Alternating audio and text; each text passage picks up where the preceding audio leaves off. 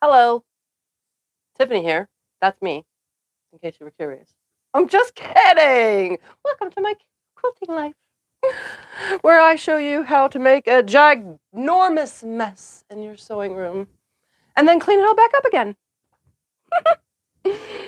Anyways, it's Sunday, the 5th of January, so Happy New Year's to those who haven't seen any videos of mine yet since it's been the new year.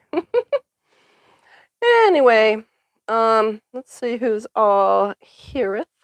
Let's see. All right. We got Judy, Rena, Lorraine, Tracy, Susan, Teresa, Linda, Karen, Melena, Marlene, Dawn, Catherine, John, Judy, Tina, Susan, Kim, Shirley Ann, Cheryl, another Cheryl, Trisha, Kay, and so many more. Welcome and hello to my wonderful mess that I have created. I'm going to move the camera so I could show you what it is I'm doing. But first, I will remind you that and I'm not done cutting these. Trust me, there's 380 of them, and well, this is going to take me forever to do, but we're going to start with what I got going on, and then I'll trim more later, and then work some more, and you know. But anyways, let me just pull out a stack of trimmed ones. We have my lovely little blocks that I have been making here. They're so scrapalicious, literally. Lots of scraps here. I've probably cut about 120 of them, maybe, somewhere in there. But I still have lots to cut. As you can tell, they're all stacked in this lovely shoebox. Because where else am I supposed to put them?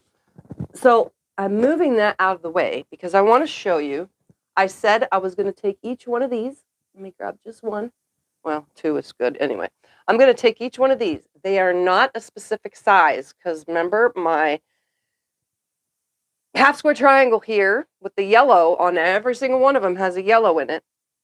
They were between 2 inches, 2 1/8 inches to 2 1/4 inches, somewhere in that range. I did not trim them all because there's 380. Like, who's going to trim all that? Not me.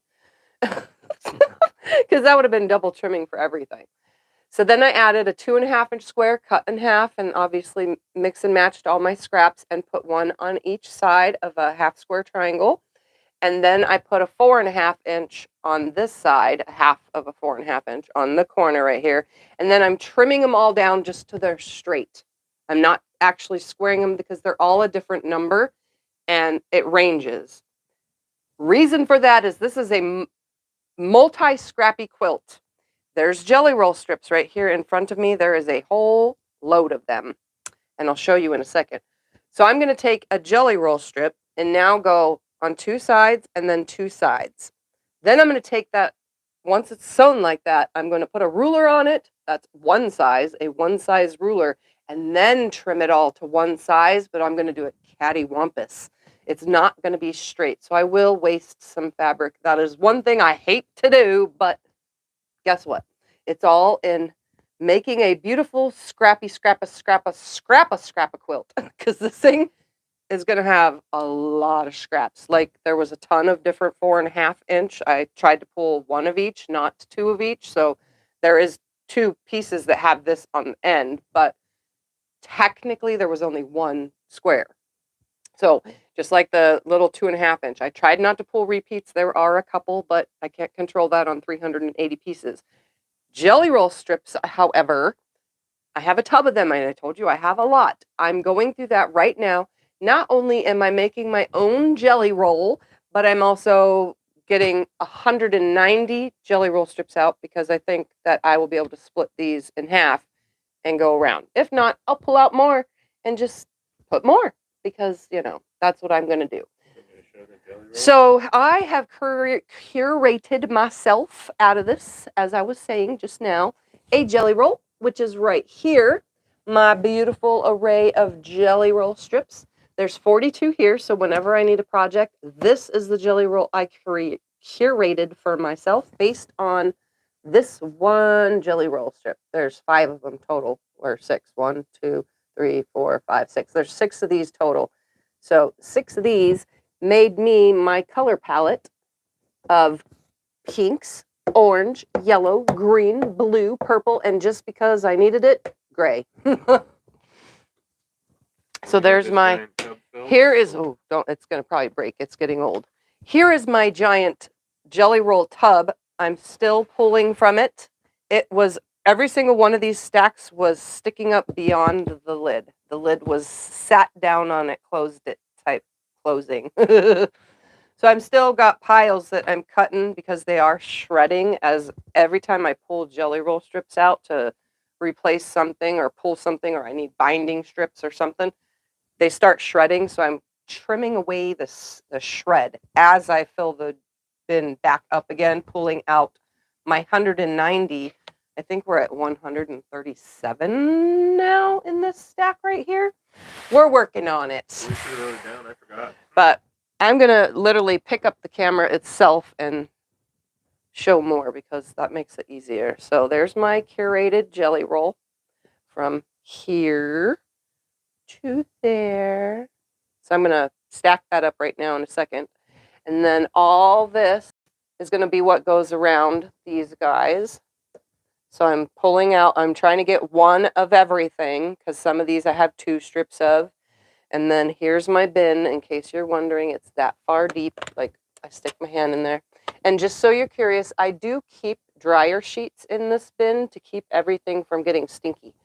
Because when they sit in these tubs, fabric needs to breathe. So when they sit in these tubs, it starts getting a smell. So I keep dryer sheets in it, and I open it as often as I possibly need a jelly roll strip. And then over there, there's more stacks that I'm still working on the shredding. And then I have a whole entire thing of solid ones as well that I might pull from and add solids to this project if I run out and still need to create my 190 pieces. So that's what I'm doing right now. I'm literally just going to sit here and re-stack all of my pieces back in here real quick to get them out of the way as I'm pulling to put more in this pile. So I literally, 138. This would be 139. And then I put, if I have 2 of them, I keep 2. If I have 3, I pull 1 out and put it in here, if that makes any sense. So this is all I've been doing. I didn't even put a tiffanysquiltinglife shirt on because I'm getting covered in fabric dust. You should have seen me before we went live. My whole shirt was covered in fabric dust. Like, yeah. So this is what I'm doing. This is what I'm going to continue to do until I have gone through every single strip in this 39 in this whole entire pile. And the ones that have too much shedding going on, I literally am just taking my scissors and cutting the excess of shedding off like that. That's what you saw. Ooh, we need one of these because there's 3. You do have the apron back 40. There. Yeah, I could have put my apron on. Yeah, I know. Smart, right? All right, we're at 140. So 140.01. Oops. Some of these I have like 5 strips of. That's what I pull from this when I need binding sometimes. So that way I have lots of binding choices. Like this has like 9 in there, 10 maybe, of the same strip. So this is perfect for binding. I'm not cutting the jelly roll itself. I'm just cutting the shredding off. So that can stay for binding with all of them.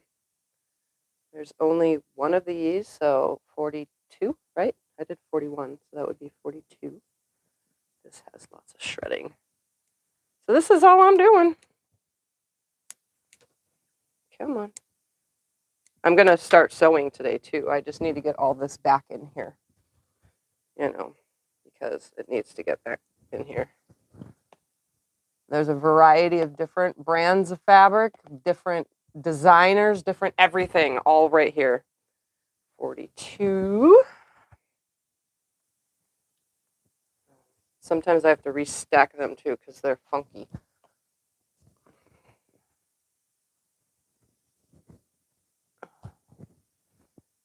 Oh, 43. Yeah, give me that stack too. You're not pulling out ones that I already put on there, are you? Nope. One of these. 44. Am I on 44? 43 or 44? 43. 43.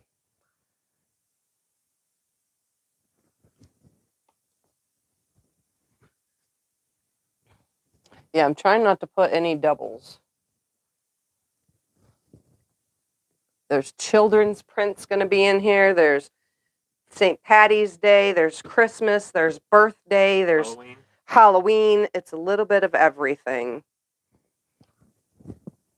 Like, seriously, this is like, oh, we're going to put one of these because there's 3 of those. There's grunge, which I just added. Oop, there's only one of these. I don't see it in here. What number was that? 45. Yeah. 45.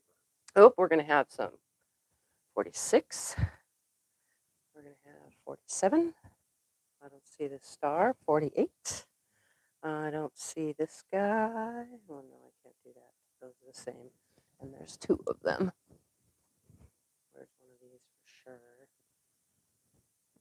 I saw you put that one in there. Was there one of these? No, there's 2 of those. Let's save those. 46. I don't see this in here. I kept them so where I can see. 6.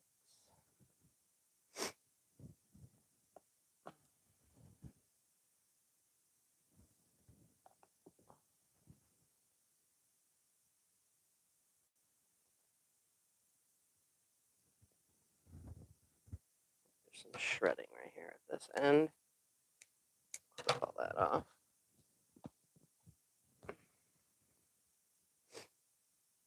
There's enough here for binding.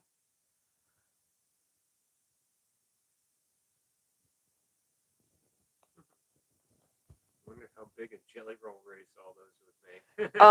This would be more than one jelly roll race. I'm pretty sure this is going to end up more than one quilt too, because I'll probably split it 190 per quilt, which would be like 12 or no 13 across by 15 down or something like that. What was I on? 145, 46.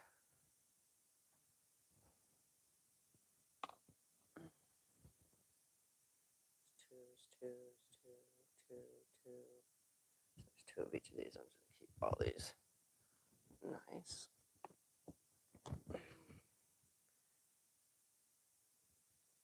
Oh, there's a ton of that, so that's definitely for binding. Got some shredding off of here. Very carefully, like. I tend to do this every now and then, you know, because I keep pulling these out of here. Some say you're at 51, some say you're at 47, some say you're at 49. So I don't know. I don't even remember. I don't think I have one of these in here. We're just going to call that 50. I'll count right now, actually. How about that? That'll make it easier. 1, 2, 3, 4, 5, 6, 7, 8, 9, 10, 11, 12, 13, 14,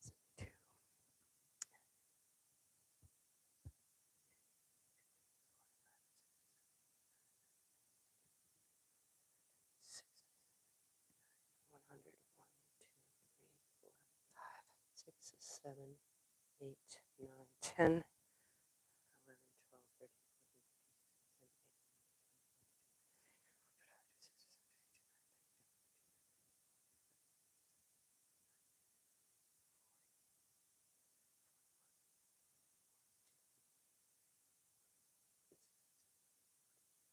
9, 50, 51.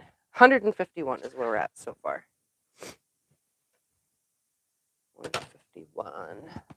So I think Unless you missed one. unless I missed one, yeah.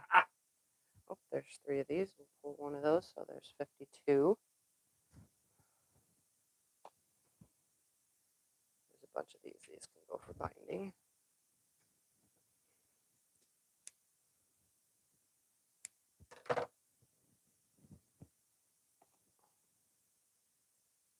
One of these.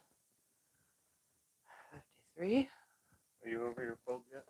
I'm still sick. I had to rinse my nose out just to go live. 54.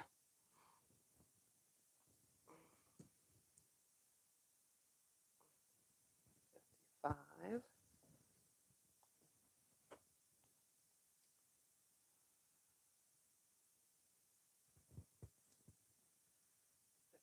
56.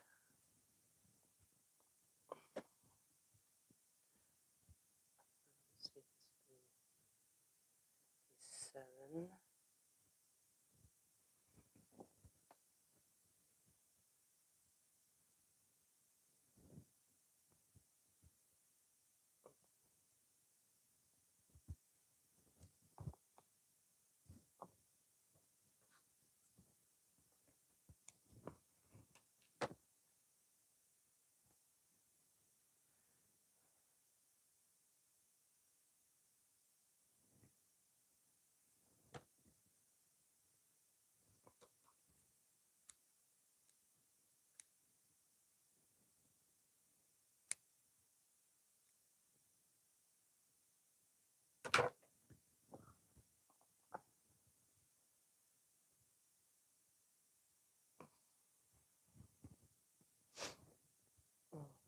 Some of that off. I just realized that's really bushy. Really bushy.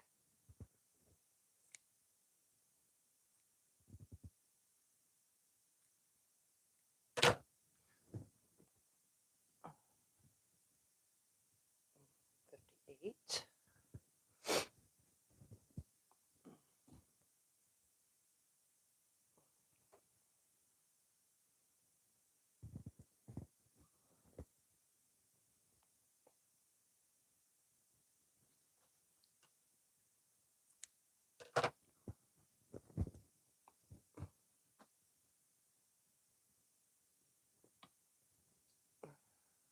All right, so we're at 158, and then I think I'll do the rest in solids.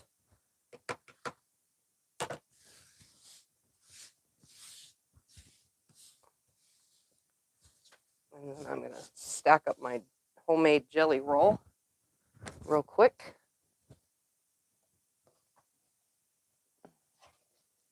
See if I can do this all nicely like. Ready? Stack. No? Fine. Be that way. Tell 'em about all the dust that was in the bin, too. Oh yeah, my bin. How? Because of the fabric, it was covered in dust inside the bin. There was so much dust inside the bin because of it being all fabric. How that happens, I have no idea, but it's literally, we had to take the vacuum to it because of fabric dust.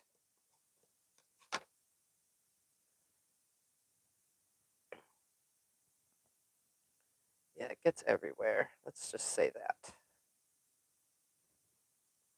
This will be a cute quilt, whatever I make with all this.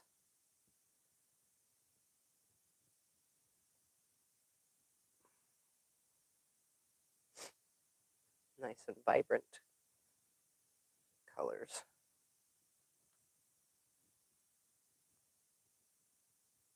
I tell 'em we spent like 10 minutes debating how a sealed plastic tub got so much dust inside. Yeah, we spent like 10 minutes debating on how a sealed plastic tub got so much dust. We literally like, what could it be? What could it be? But then we were starting to move the jelly roll strips and it was creating more dust. So it's definitely from the jelly roll strips.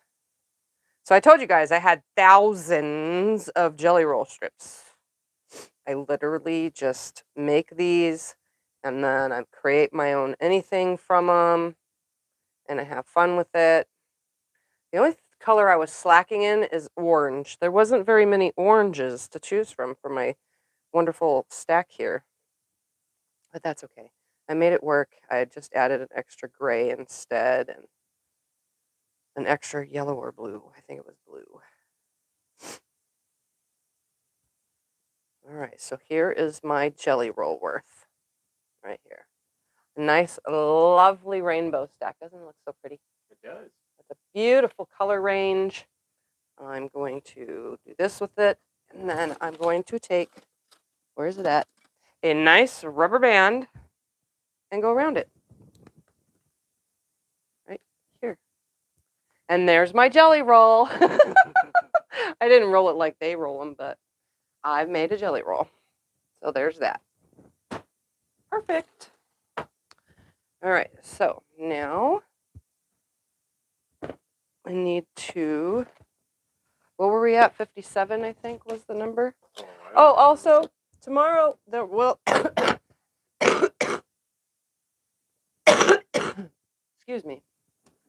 There, normally I would have a mail opening here and there on Mondays, but there won't be one tomorrow because the only thing that came in the mail was a rotary cutter. So you know who you are that sent it. Thank you very much. It's not this one. I haven't opened it yet. I should have because I'm, working on this, but I'm going to open it. Yeah. Scott just picked it up from the mailbox today. So there's a rotary cutter. So thank you. You did not have to do that because Scott would have just bought it when the one he was watching was available again. All right. So there's that. Oops. What am I doing? No, stay. Whew. Okay. I'm just going to take this whole entire pile and literally move it to the side so that I can start grabbing strips and sewing. And this is my solid bin. I found more solids. I don't know how this was happening, but there were solids in the jelly roll bin. I don't know how because I usually separate them, but sometimes I guess I'm just not paying attention. How many boxes like this do you have? I have just this box of jelly roll strips. And now it's not going to be overflowing because now I can actually do this. I can move that over there. Somebody came in to say hi, so Scott's going to bring them around.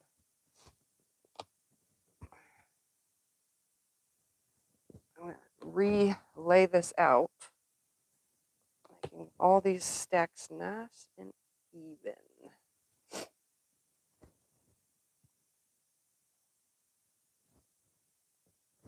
I ain't got no room to get over here. Yeah, he's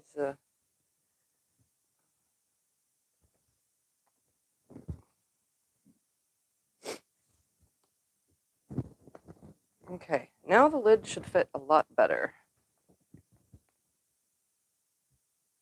All right, he came to say hi.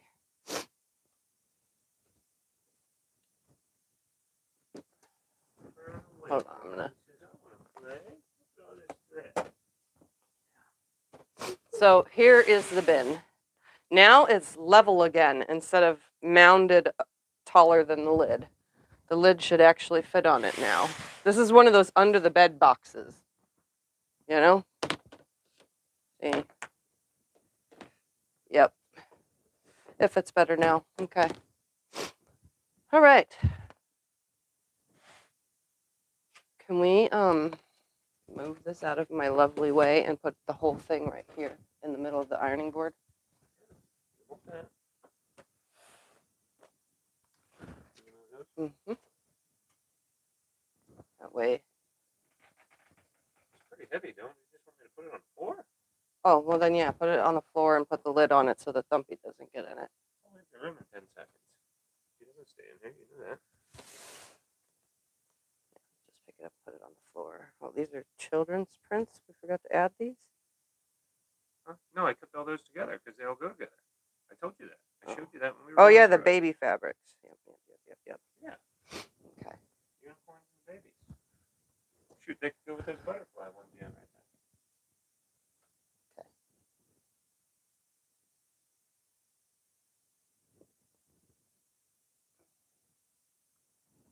There we go. I'll put the lid on it so that you can move it. And I'll get started now. All right, here we go. I'm going to continue to move all this out of the way. And then we're going to start sewing them onto the ones I've already trimmed.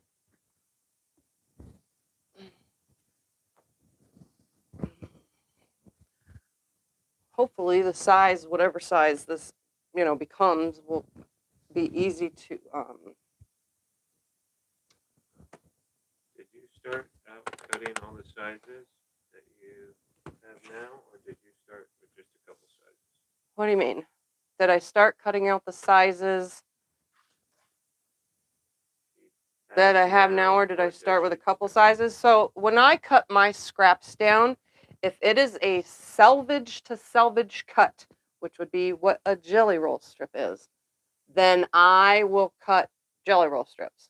If it's just a random whatever, then I cut, 10-inch squares all the way down to 1-inch squares. I cut what I can. If you've watched any of my organizing videos, jelly roll strips only come from because I need them to be full length, from the fabrics that are selvage to selvage, and they're under 9 inches, because 9 inches, it goes in the quarter yard stack from my scraps, because those I can make, table runners and so on and so forth with.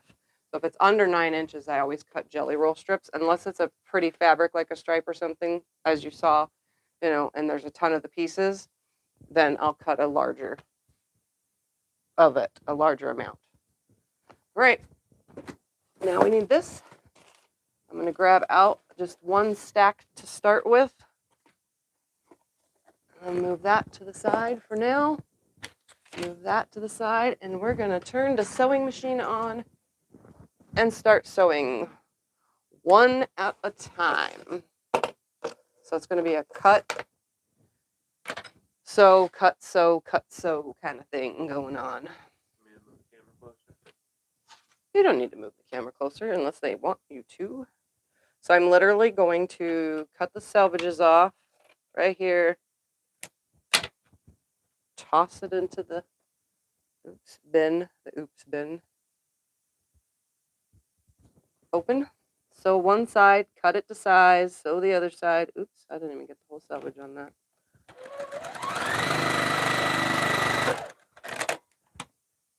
Cut it to size.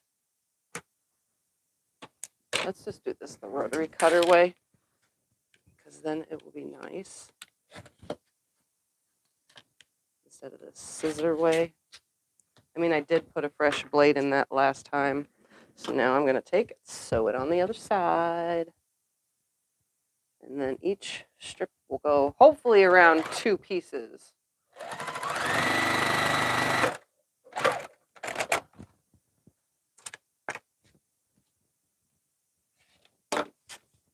And then I'll finger press away from me and sew around this.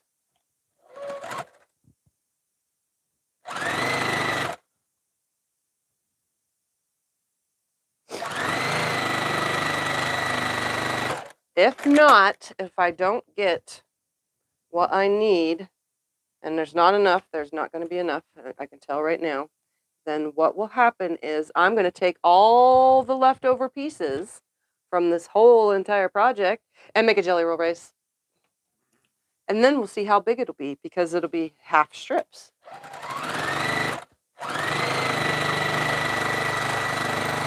See what I just did there? I created this thing so I could sew both the sides on, and then all I have to do is trim them at the same time.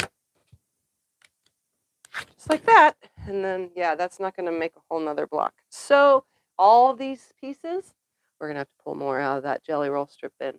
All these pieces, guess what they're going to be? A jelly roll race. What weight thread do you use in the Juki? Right now, the Juki has 50 weight thread.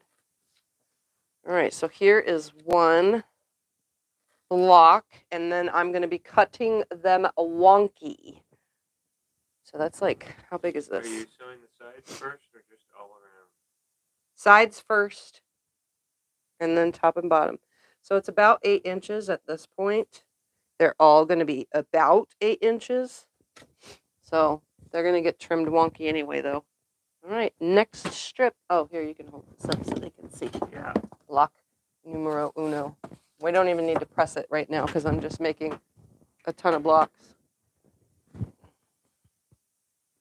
Put it on the board back there. Oh, yeah, I can put it on the design wall. Yeah, I didn't even think about that. Duh. And then I'll just put this other side on here. What size is the center square? The center square was about somewhere in the range of 2 inches to 2 1/4 inches. So I'm literally just going to just go around like this. This is going to be one heck of a scrappy quilt for sure. All right, so now I'm going to finger press it.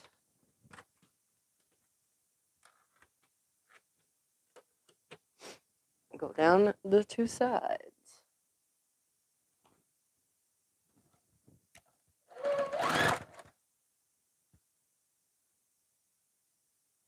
Yeah, this is just as scrappy as it gets. This side. This is going to be a lot of work too, one block at a time.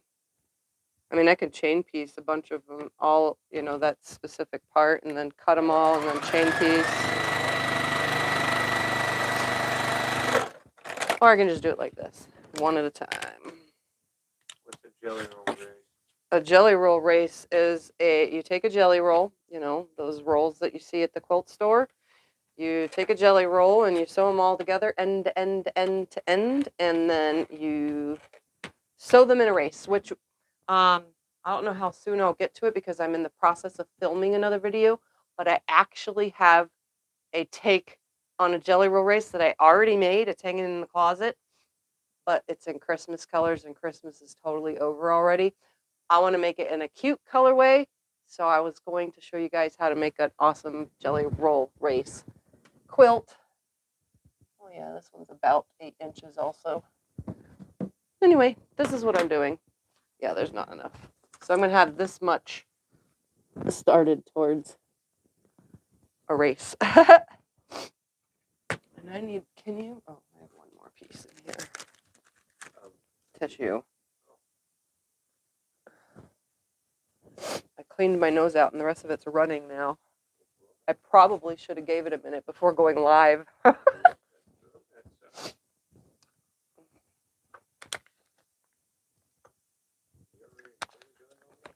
Did I already what?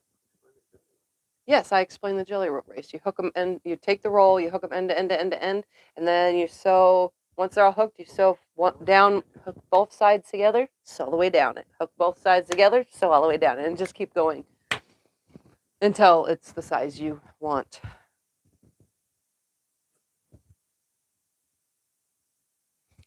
Let's see how this will work right here. We're going to do this.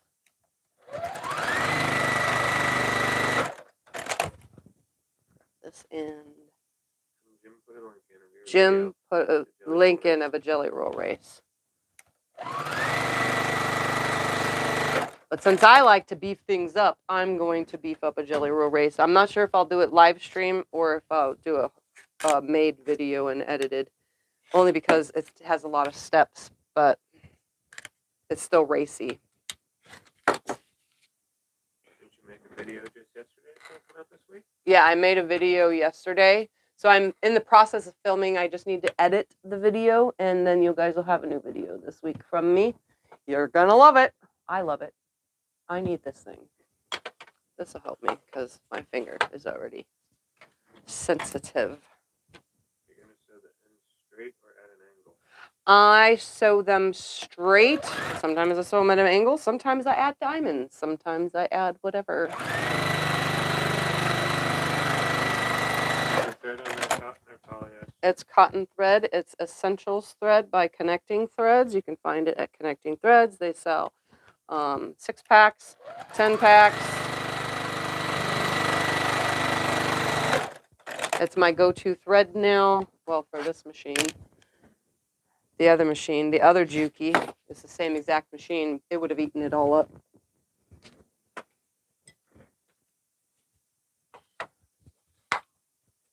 This quilt is going to be wild.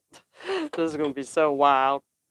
Have you ever added a square or short strip at the end of your strip? Have I ever added a what? A square or short strip at Yes, I've added squares, short strips. I've also chopped my jelly roll strips down and then put them all together in a funky manner and then sewed them as a race. I've done jelly roll races as many styles as you can think of. I've most likely done it. Many as you've seen, I've most likely done them. You know, if they all keep coming out the exact same size, I might just leave them at the exact same size. Yeah, why not? Instead of re-trimming them all. Because so far, all of these are exactly the same. Even though all of these are not exactly the same. How are you going to cut the wonky squares? I have no idea yet. I might not cut them wonky. My brain says to, but it might not need to happen because, as it turns out, they're starting to be all the same so far. But if I cut them wonky, you actually take just a square ruler of the size. So if these are all about 8 inches, you take 7.5 inches of a ruler and topsy-turvy it on it. Every single piece differently.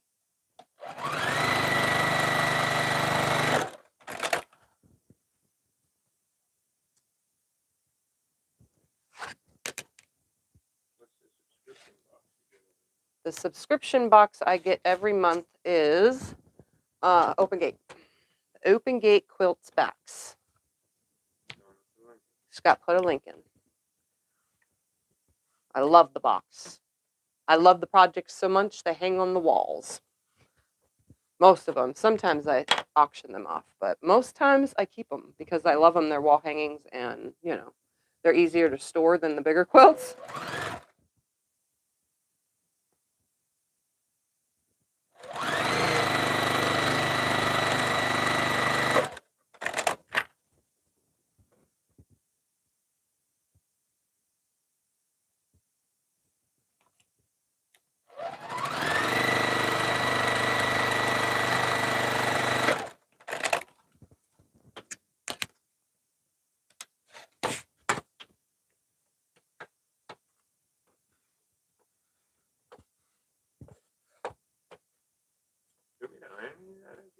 No, I'm just going to finger press. We'll iron later. It's no big deal. Let's see. Is this exactly? It is the exact same size.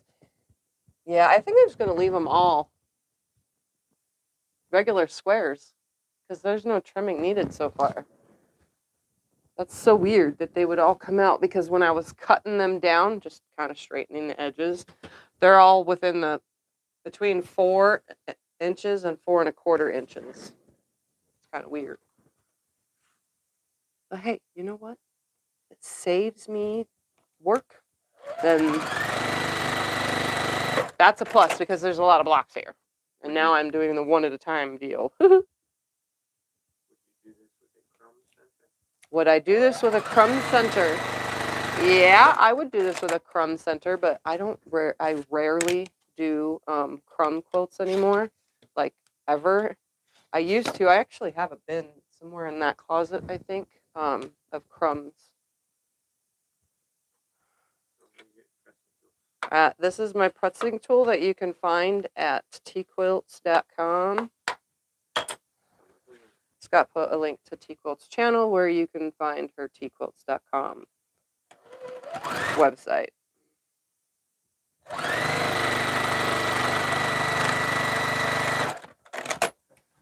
Other side.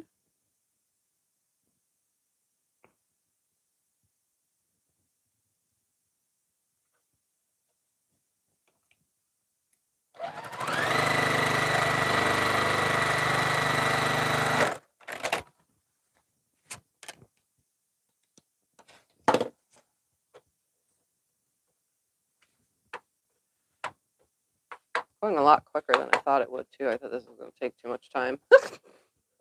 I don't like when something takes a while, you know? Yeah, look at that. Exactly the same size. Okay, yeah, I'm not trimming any of this.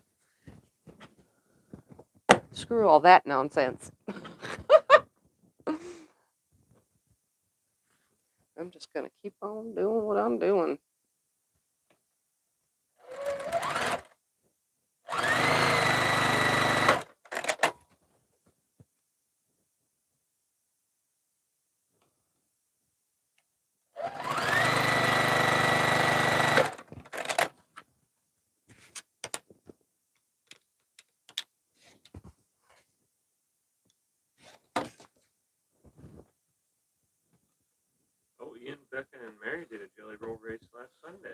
Oh yeah, yeah, I saw their New Year's Eve thing.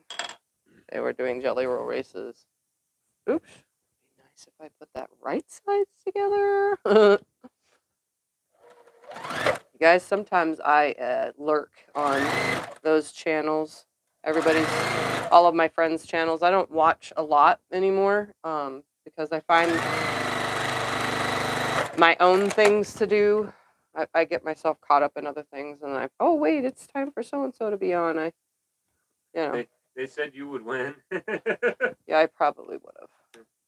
I think the last time I participated in a race before. I've even been on a whatchamacallit before, a Zoom, where everybody was doing the same thing, and I had my project already done right then and there,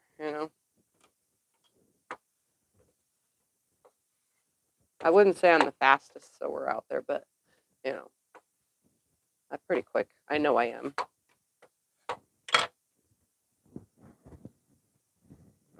It's going to be so random. Like, look at all these different fabrics. There's going to be one of those quilts where you're going to say, I know that line, and I've seen that before, and wow, that's from the 80s. Wow, I've had that fabric. This is just all over the place with the colors. Yeah, you can go in closer.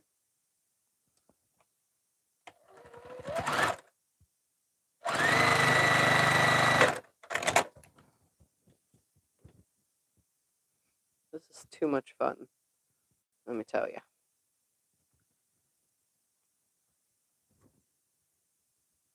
Come on, under the foot. Thank you. Whew.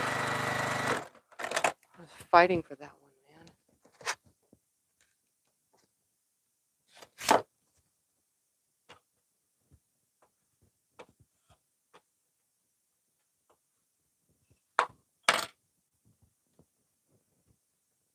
And to top everything off, I'm going to have a crazy, super scrappy jelly roll race at the end of this.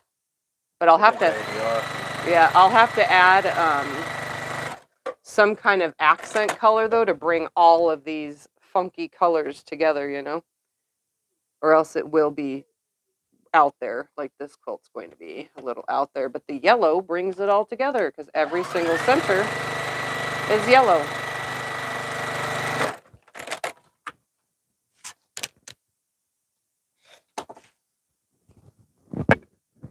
And I'll probably, since I think I'm going to be able to, if I keep them all at 8, then it means I'm getting 2 quilts out of this.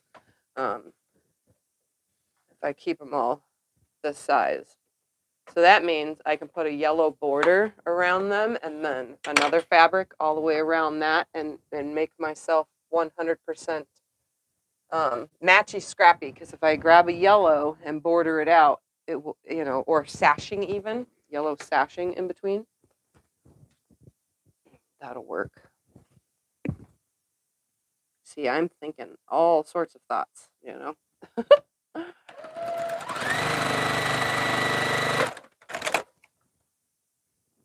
My brain just whirls 100 times a minute, Doesn't stop.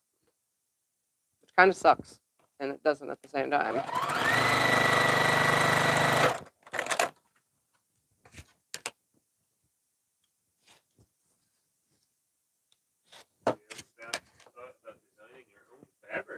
Have I ever thought about designing my own fabric line? And that would be a big no. I'm not really a fabric designer. I like to, make up patterns to go with fabric, but I don't know if I'd be a good designer. Plus, I don't even know how. Like, I know there's apps or whatever and stuff, but I think there's so many fabric lines out there that me adding to the mix would just be even more fabric lines that are similar.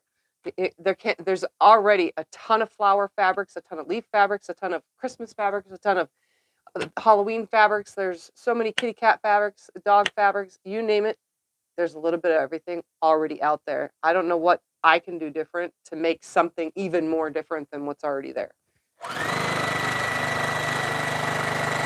And again, I don't know how. So I don't. I think somebody who could design fabric would be my daughter, Alexa. You know, she could, if she put her mind to it, she can design fabric. She's got that creative color artisticness. I mean, I know how to pick color, but I'm not really one for putting them all together and creating something. My fabric line would probably be just a jumbled, scrappy kind of fabric line that kind of all goes together, but not because it would be scrappy together. I can only imagine what would come of it if I did it.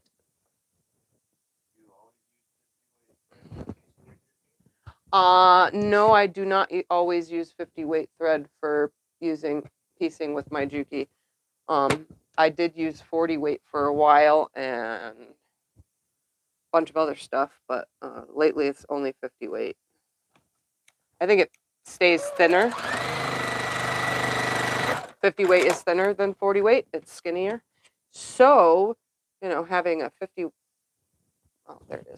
weight thread being tinier allows me to not have as much bulk in that seam when you flip it back. If that makes any sense at all to anybody that knows, you know, the gauge of thread. It's just a lot thinner. Pulled that out to use it, and yet I'm still not using it every time. A crumb quilt, the question was, what's a crumb quilt? A crumb quilt is when you take a bunch of funky, wonky pieces, none of which are the same width, shape, size, thickness, I mean, not thickness, width, I guess is the word, length, so on and so forth, and then you sew all the pieces together. I don't have an example of a crumb quilt in here, but you take all those different sizes and you sew them all together and you create a quilt. And again, I don't even think my crumb bag, it's probably in the closet somewhere. I just donated a bunch of stuff too, so.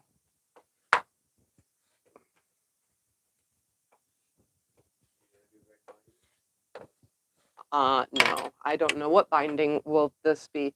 I will probably dig through the bin, no matter what size these are, and choose binding from that. Look at that, every single one of them, they're the same size. I'm so happy about this because I don't have to trim anything. Just have to sew it together. It's like a plus for my book.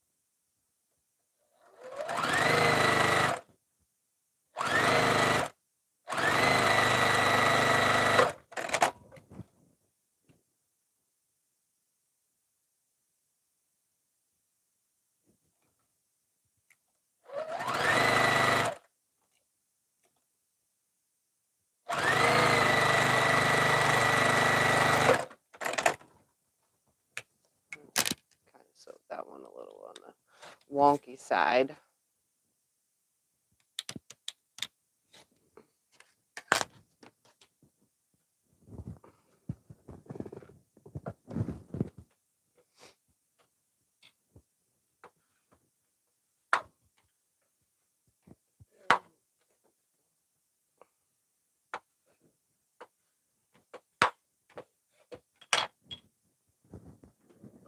What?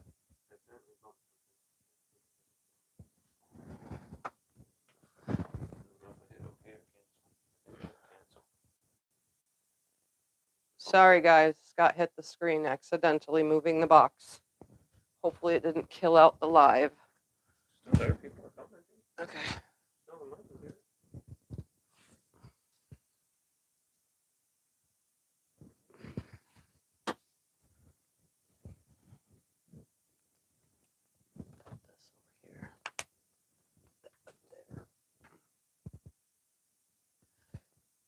There.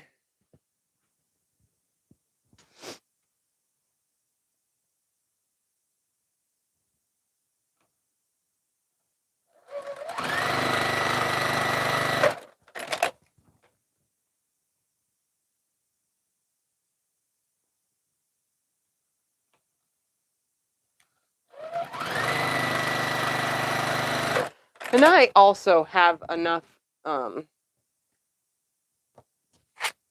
fabric in my scraps that haven't been cut yet, so I could also cut more fabric for this.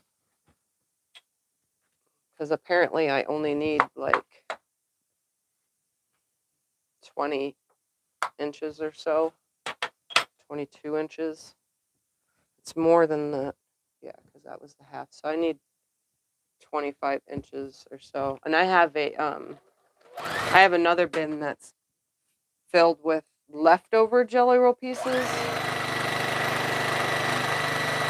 So if I need more variety, I can go grab from that too.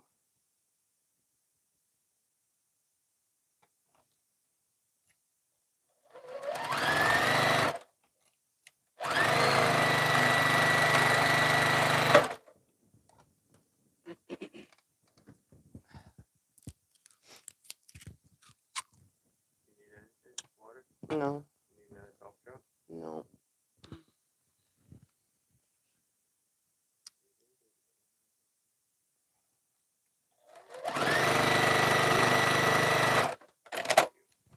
What?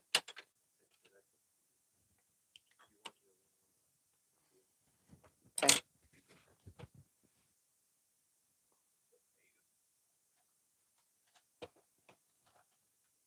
Did I put this the right way? Oh, I did. Okay.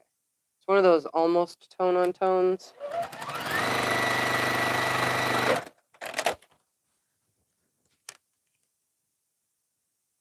And what I mean by almost tone on tone, it's a yellow but with white tone on tone in it. Oops, that didn't make it where I wanted. Place that down there.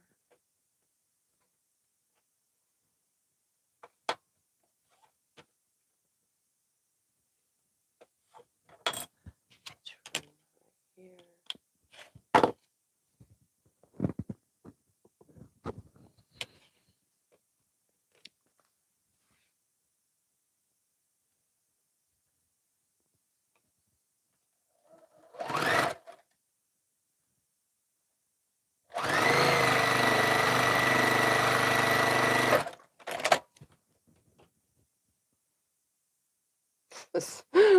This is like gonna be so crazy of a quilt.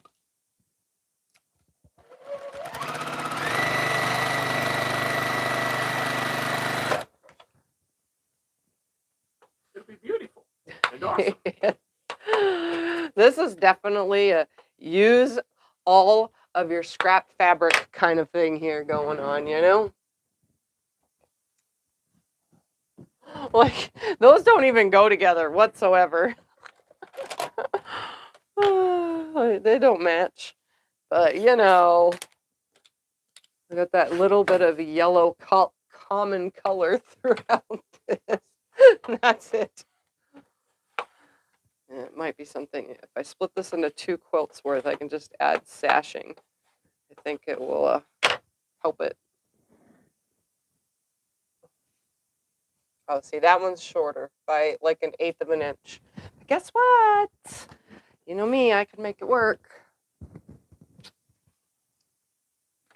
Here next to me. I do have a chili pepper fabric, but I don't think it's these littler ones. I think it's bigger ones. Right up there by you. See it? Yeah, they're big. They're big? Okay. They're huge. They're all red. That Let's one's try and- different colors. yeah. That one had orange and stuff in too. I was trying to grab fabrics that aren't already in the main part of this too, because I, remember them since I've made 380 of them. I've kind of got a general idea of where I'm at. This just goes to show there's lots of fabrics out there. Well, was, because some of these are older. Non in existence anymore prints.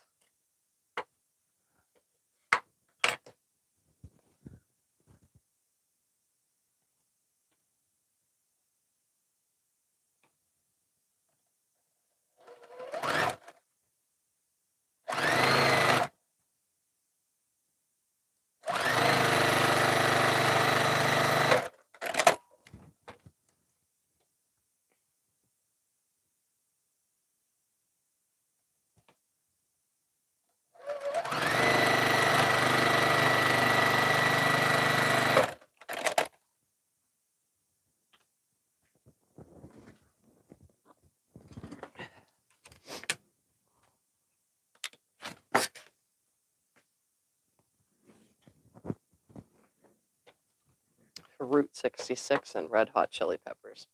That's what this one is. Route 66 and Red Hot Chili Peppers. That'll work. See? We'll just go down.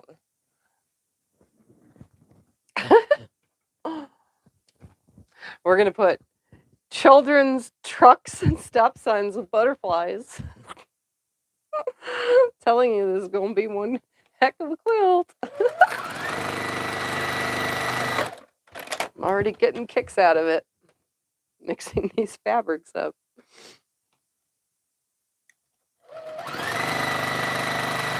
This is like an old traditional quilt, though. You use what you got, whether it matched or not, and there was always one element that brought everything together,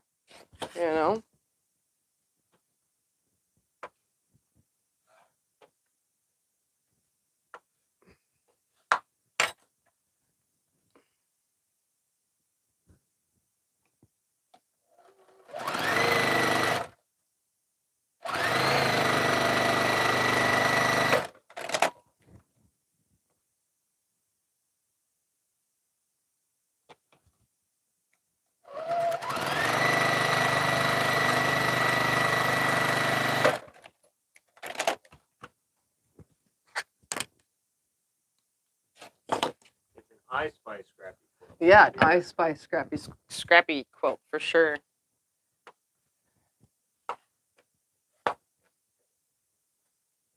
This one's telling you to stop. Pay attention to the beautiful butterflies.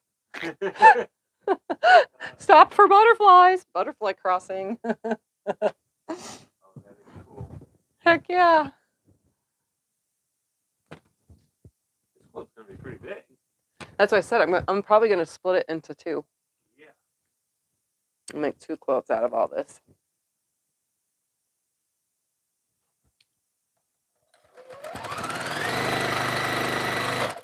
Because there shall be enough fabric for two. But I also, I'm going to probably try to bring in some solids as well. I think it will help break some of the whatever up. Or maybe I can bring in some yellow only. Oh, that would help too. Bring out the yellow in the centers. Just put some yellow around a bunch of these blocks, What do you think, Scotty? Just grab one of my yellows and start making some of the blocks with just yellow around them and then scatter them. Yes. Through two quilts. I think that would be cool. Because either way, I'm still going to need more strips, so. And I have plenty of different styles of yellow fabrics.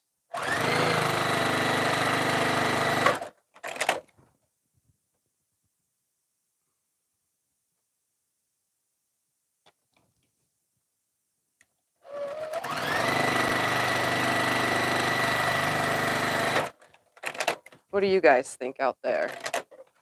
Take a yellow and just put that same yellow around 50 or 60 of the blocks. and like scatter them through it.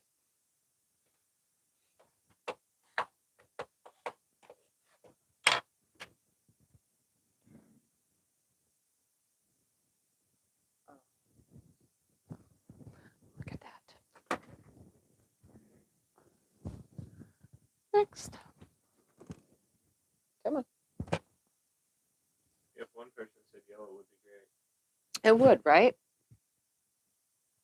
It would add just a little bit more interest to the quilt.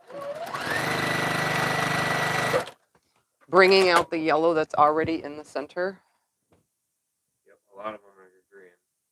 See, I just think and change my mind, and then, I go from one thing to another while I'm doing this. I go from wanting to cut them wonky to now I'm going to add some yellow. Yep, they like the yellow. Yeah, I think the yellow would look good. Because it makes everything more happy and bright and cheery.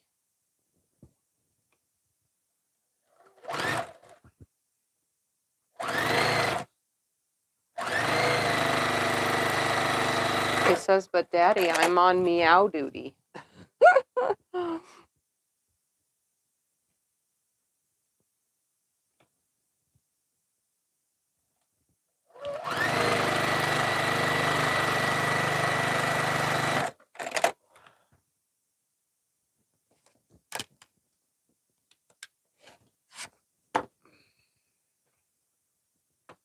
Okay.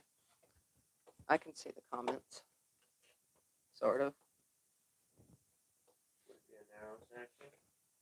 If I did sashing, yeah, it would be a narrow sashing because the blocks are about 8 inches. So I would probably do, if I did a sashing, I'd probably do 1.5 inch.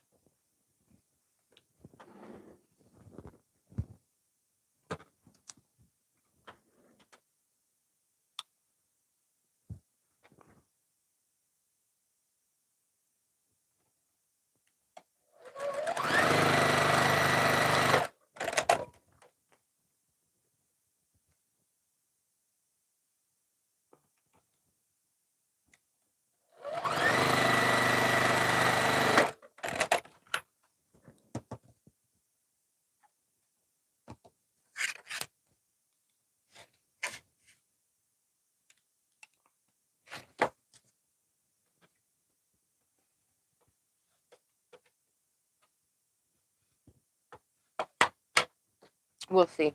We'll see, but I'm pretty sure I'll do the yellow blocks instead. I think that'll be better than sashing.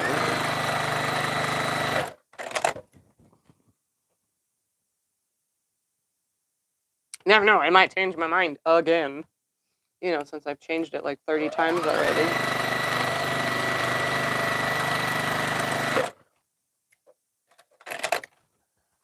I guess if you watched enough of my videos, my brain just goes crazy.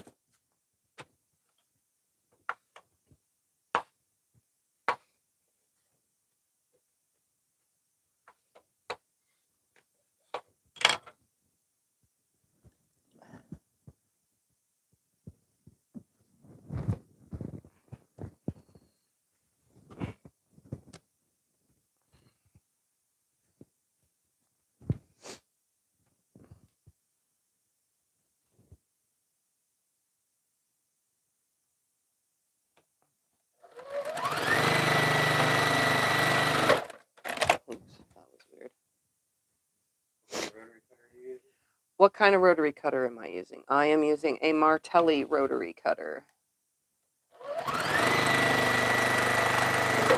I think if you type an explanation cutter while it's live, those explanation commands only work while the video is live. What? Yeah, Fat Quarter Shop, FQS. Scott put a link. They sell them there. Or you can just type into Google. Or you can use my links. My links help my channel, just so that you guys know. They help support me.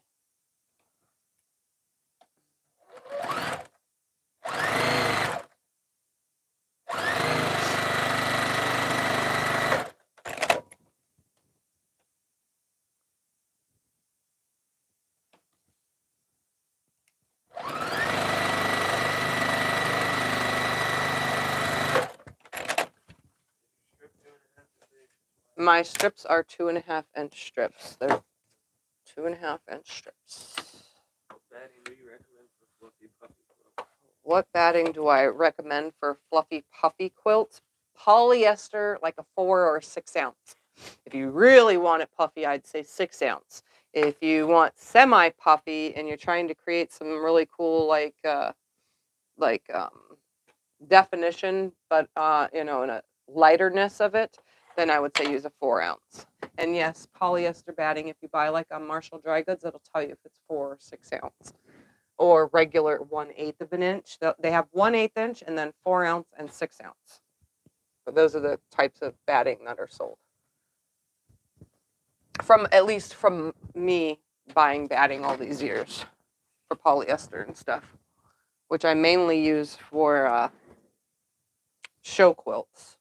And then I do have a couple local clients that absolutely love the quilumpeter look. So they get the 6 ounce poly because they love it. And a quilumpeter is my own made up word of a quilt and a comforter combined. And I've already made several of them.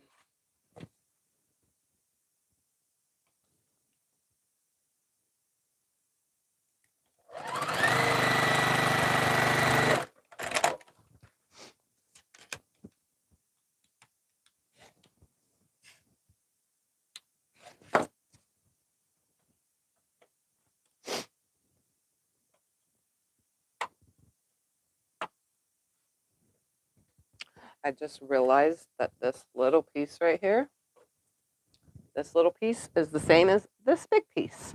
So there was a fabric that's already in there. Just one so far.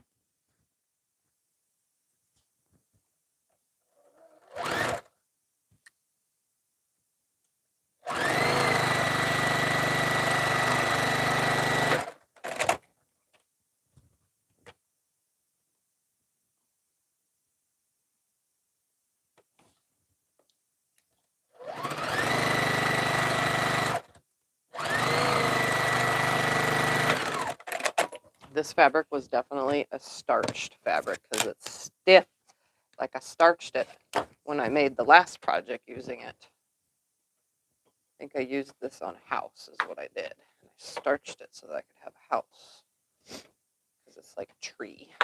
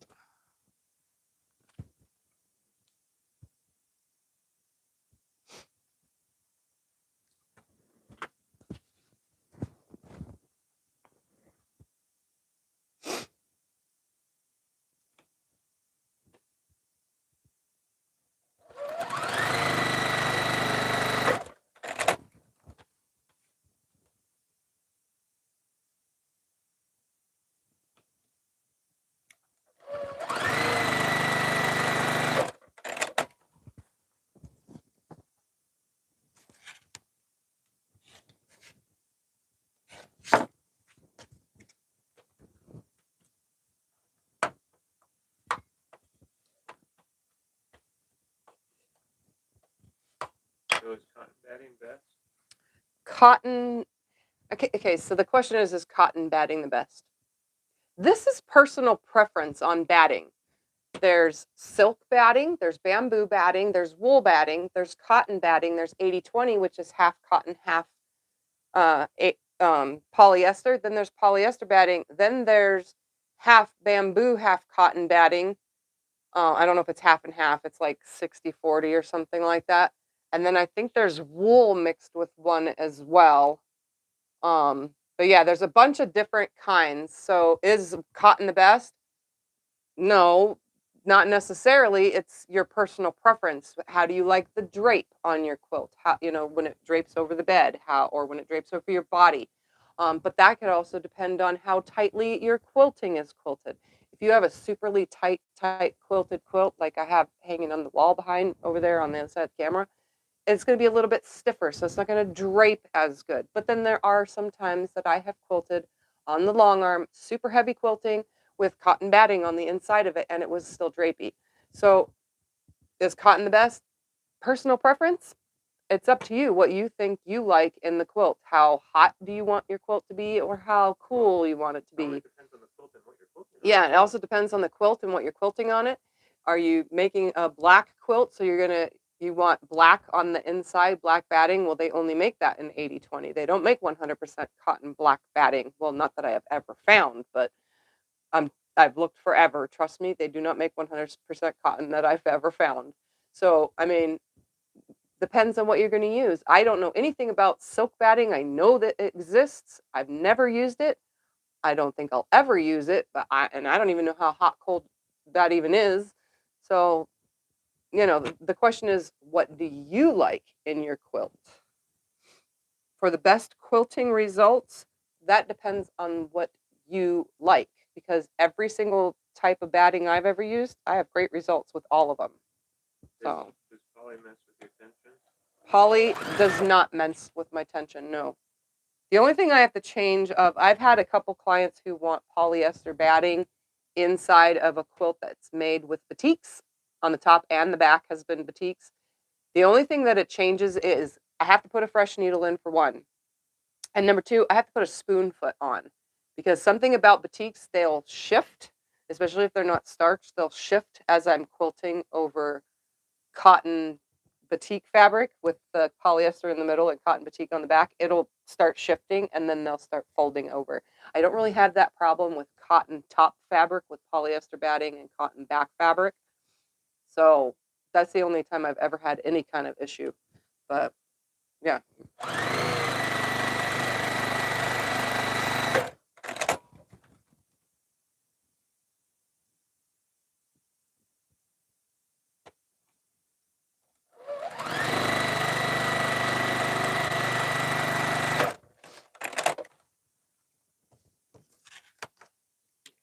Moving on that side.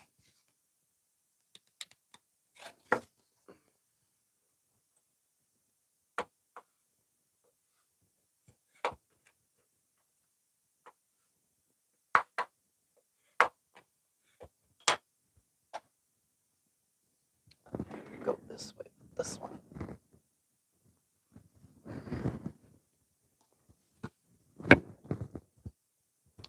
Vintage fabric. Gotta have vintage in there.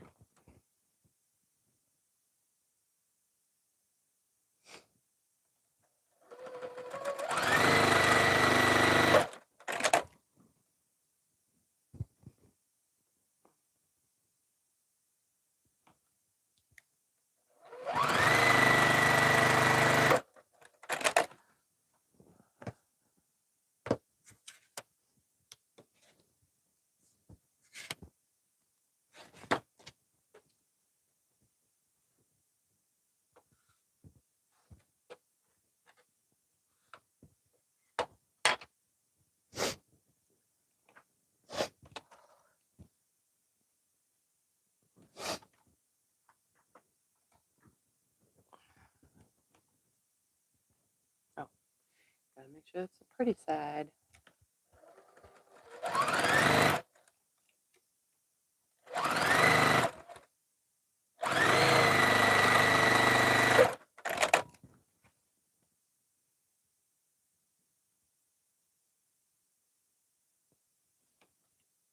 How many blocks will you do in each quilt? Huh? How many blocks will you do in each quilt? Well, 190, 380 makes an even number for, hold on, I'll tell you right now. For 19 across by 20 down. That's what 380 will do. So if I split it to 190 each, that's like 13 by 15, I think, is 186 or something like that. 13 by 15. We're trying to figure out what goes into 180 evenly. That's what you're trying to do? No, I'm 13 times 15. It's 195. Oh, so 13 times 14? 182. So 13 times 4, so it'd be 13 across by 14 down, or I can do 12 across by 14 down, or 12 by 14, something like that. Whatever I get close to an equal number is if it makes any sense. Because now that these are 8-inch, there's no way a 380 blocks is going to be, it's going to be way big.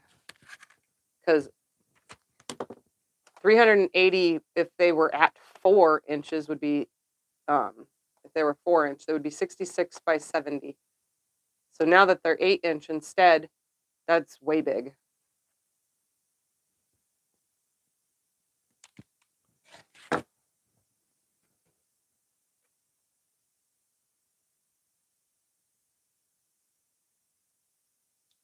Yeah, that would be 152 inches across. Nope, that's not happening. That would be the biggest quilt anybody's ever made. So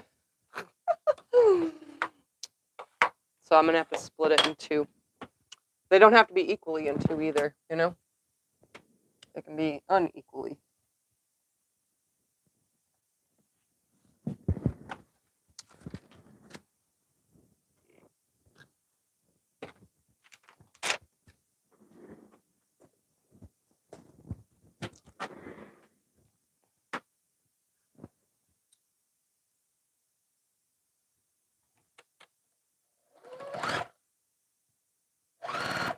And I'm not sewing with thread.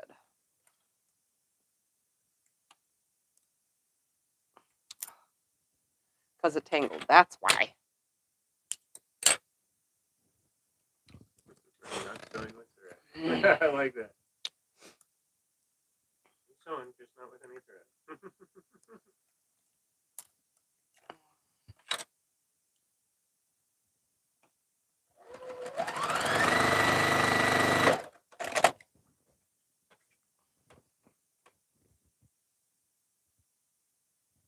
I'm also, if you haven't noticed, not sewing these all on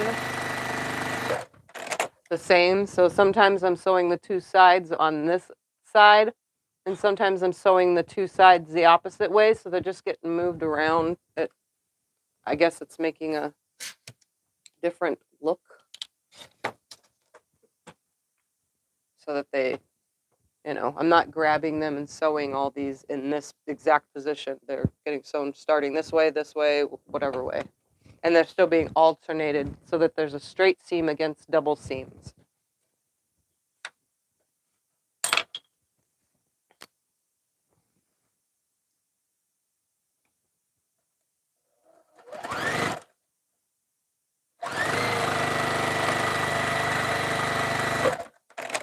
Too bad I didn't have any fabric that had planes on it and automobiles. You know why? Because then I can have trains, planes, and automobiles.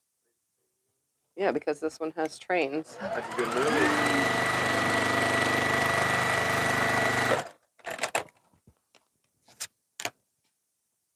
Old John Candy movie. That is the weirdest. That jelly roll was way longer than all the rest. Look at it. It's, wow. It's surpassing it by like 6 or 7 inches. Yeah, I was going to say, it's a good half foot. More, 6 inches more.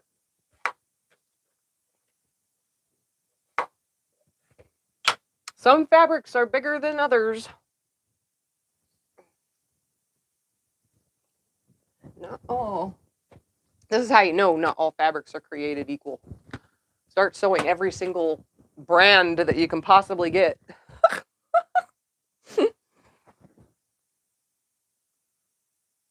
Because there's so many different fabrics here. Right now we're adding some cupcakes because, you know, you got to have cupcakes in your scrap quilt while you're on your train.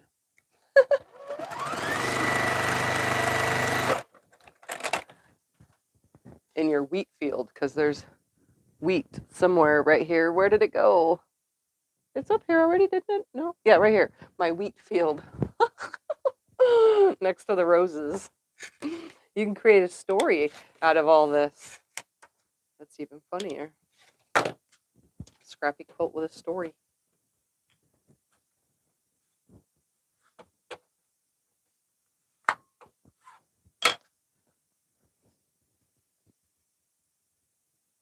Makes me want to have a chocolate cupcake. And I swore that this year I would eat less junk food. this year starting 5 days ago this year? Yeah, this year not starting 5 days ago. I'd eat less junk food.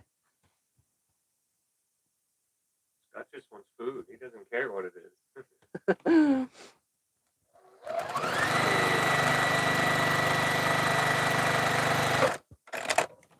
Then you gotta go sew something with cupcakes on it. Just ruin your diet. No, officer, I swear I didn't eat any cupcakes. I only sewed them. Sorry. I'm very weird when I'm sick. How would washing this work out? How would washing it the same way as you wash any quilt?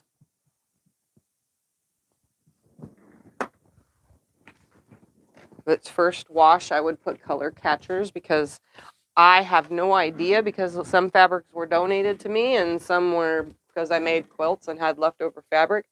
So honestly, I cannot tell you if they were pre-washed or not, so I wouldn't know what fabrics would bleed, if not anything at all. It's always best if it doesn't. Yeah, all the fabric is from so many different sources of fabric, places, and people. So this is just a wash it regular with a couple color catchers for its first wash, because it would, just be safe side. Because there are going to be some whites in here mixed in.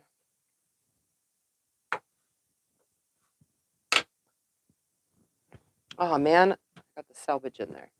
Let's make sure that this 1/4 inch seam covers it, because I didn't even realize. I thought I got both pieces, but it was a big selvage, I guess.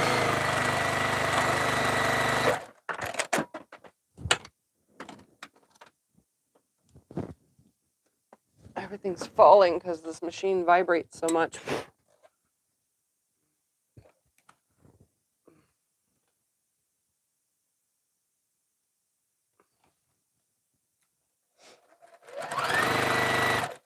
Yeah, if you ever get the Juki TL 2010Q, just know you need to put it on a sturdy table, because it does vibrate. When I used to have it on one of those folding tables, when I used to sew in my bedroom, for those that remember when I used to do that, unless you've watched some of my older videos, it vibrated like crazy on that table, so I never sewed as fast. Once you have a nice solid foundation for it to sit on, then it's better.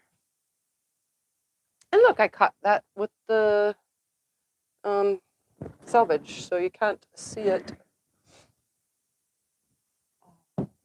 Block's short by like 1/8 of an inch, but I'm gonna make all this work. It's gonna work. It's gonna work perfectly. Interesting. How did that one come out shorter? Yeah, I don't know. That one's shorter by it's the only one that's shorter by like 1/8 of an inch. Maybe a little bit more. But guess what? I'm gonna make it work.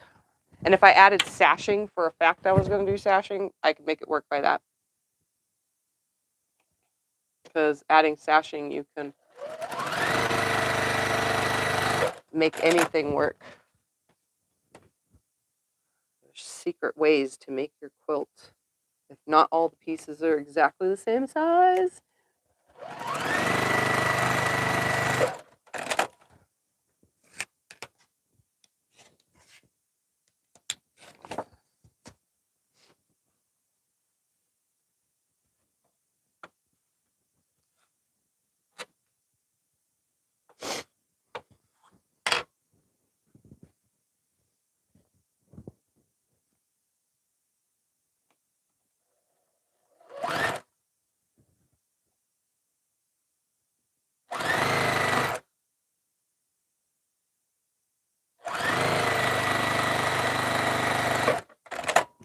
I'm also finger pressing all these with my little finger pressing tool.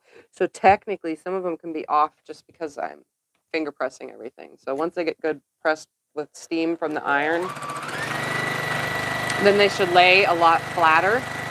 And then I'll really be able to see how many are off, in size, if any,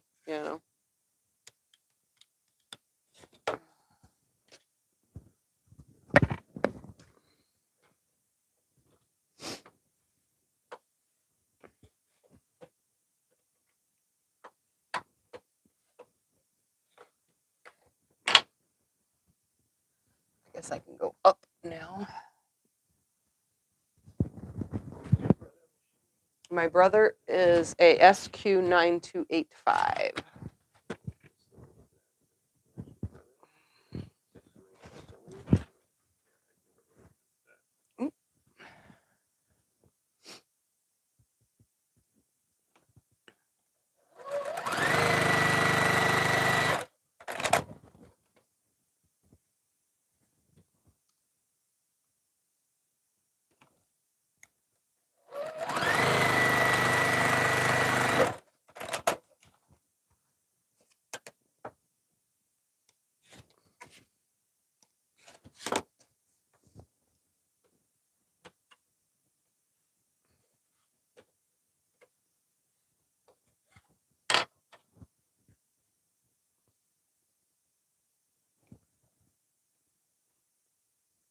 Right there.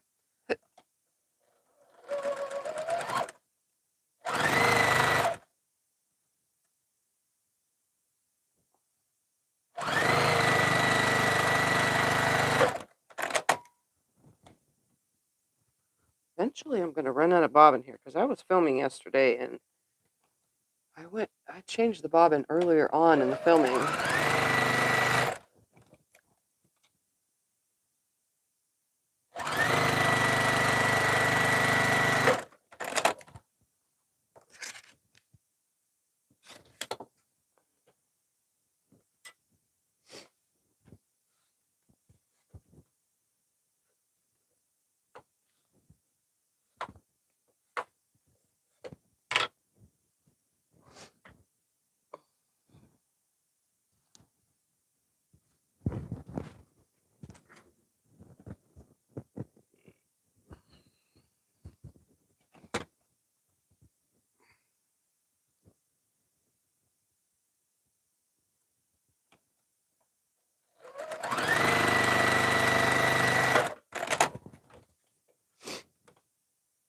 I could also make two of the exact same thing and make it a reversible quilt, but honestly, the matching of the reversible, where it's the same thing on both sides, kind of doesn't make any sense. I can see having something totally different on the opposite side, but I'm not sure if I would do matching on both sides. Plus, the back side would always get wasted anyway because it needs to be made bigger than the front side.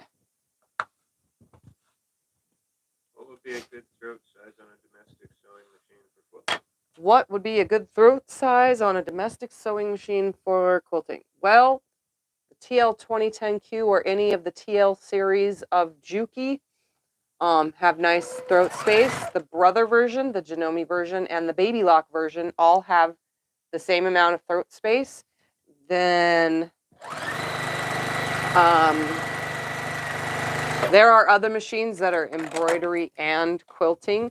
You might want to look into those as well. I don't know the names of all of them, but they also have large throat spaces. Well, tell me the bigger the better. Yeah, the bigger the better. This is 9 inches from the needle to the inside of the hearth, right there. That is 9 inches. Back in the day when I used to free motion quilt in my bedroom, and in the garage, I quilted a king size quilt on this. So I mean, it's a struggle, but it'll fit if you do it just right.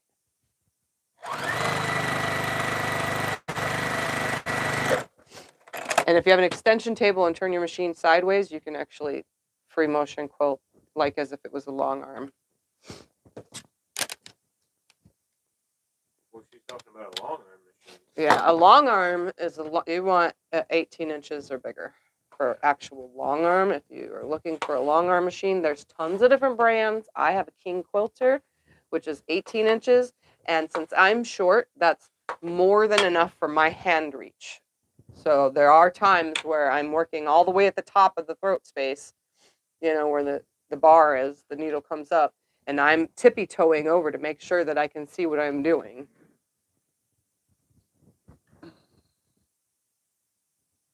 But 18 inches for me is perfect for my size. If you are taller and have longer arms, then, they make bigger machines. They go up to 21 or 22? No, they go up to 30. I Oh, think wow. Gamel The biggest gamel is like 36 inches. If Holy somebody has cow. one of those gamels, you can say it here. I think they're 36 inches. I think there's a nolting that's also 30-something inches. Holy cow. Yeah, those are the ones that are best suited for computerized.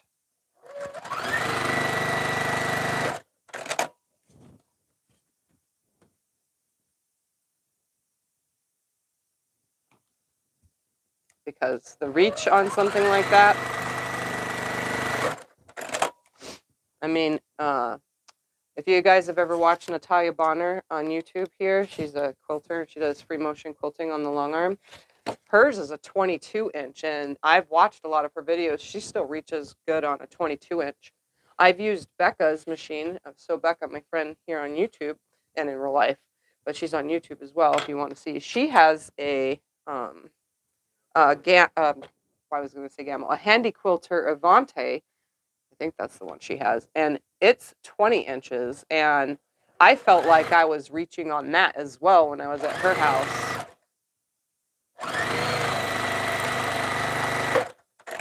So when it comes to long arms, there's all sorts. I'd just say 18 inches or bigger. I know you guys, for price wise, if you're looking for something smaller, they do make 14-inch machine, which would be the Handy Quilter. Hold on, I'm thinking what it's called. Handy Quilter. It's the Moxie. The Moxie is the smallest one.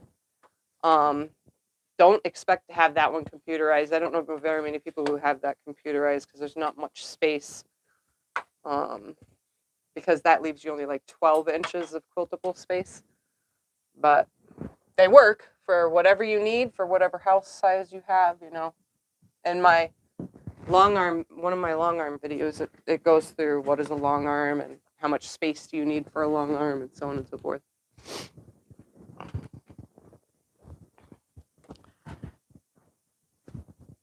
One lady selling a Nova that was 36-inch space.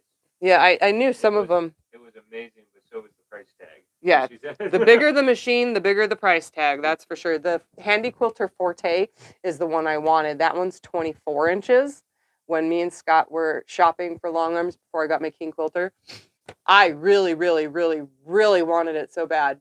But that one, the Handy Quilter Forte on a 12-foot frame, was the same price as if I was just to go buy a Gamel, you know, which even has bigger throat spaces. So I was like, yeah, that's not going to happen.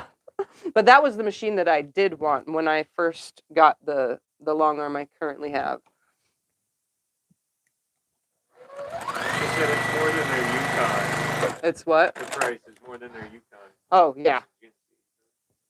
The price of my long arm when I got that is almost as much as my Nissan Sentra. Yeah. I bought my Nissan Sentra not even a full year new. And so it's a 2012, built in the middle of 2012, and I got it in 2013 in February, so it was not even 6 months old of a car. And I bought that. It was like $16,000, and my $17,000, and my long arm was 10. And then we just recently bought Scott a car, and my long arm costed more than we paid for his used car, which was a 2017 Nissan Versa. Yeah, long arms are expensive. You can get a used car for the price of a Moxie on a frame even, and that's one of the cheaper, you know, smaller sized long arms that they sell. It's kind of amazing how expensive they can get.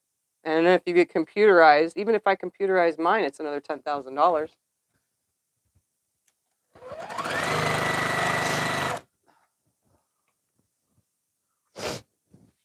My nose is a draining. It's a draining out. I don't need to blow. Blowing will just make my ear do that thing it was doing when I was rinsing it.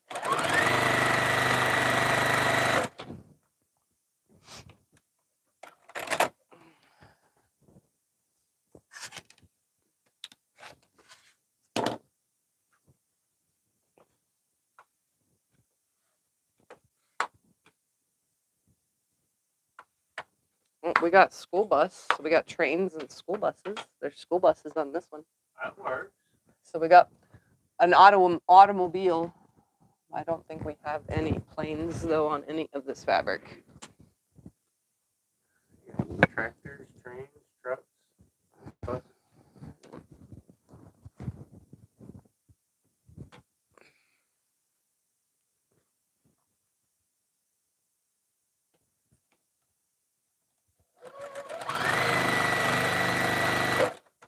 And then we have alcohol bottles, wine bottles. So you're getting drunk while you're petting your kitty on the choo-choo train while the school bus is waiting at the stop sign. Eating a cupcake. Eating a cupcake. Because your cat's trying to eat the cupcake with you.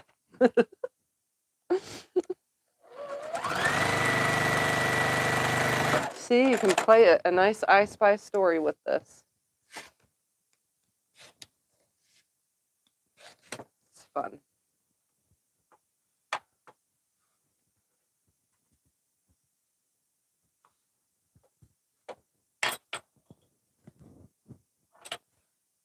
And this has got bouquets on it, so it's while you're on your way to a wedding.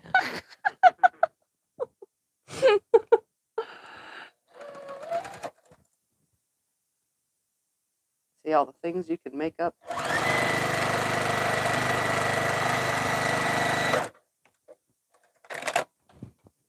What about cutie frames? Cutie frames. This is my own personal opinion. I've said this 500 times, but I'll repeat it. The question was, what about cutie frames?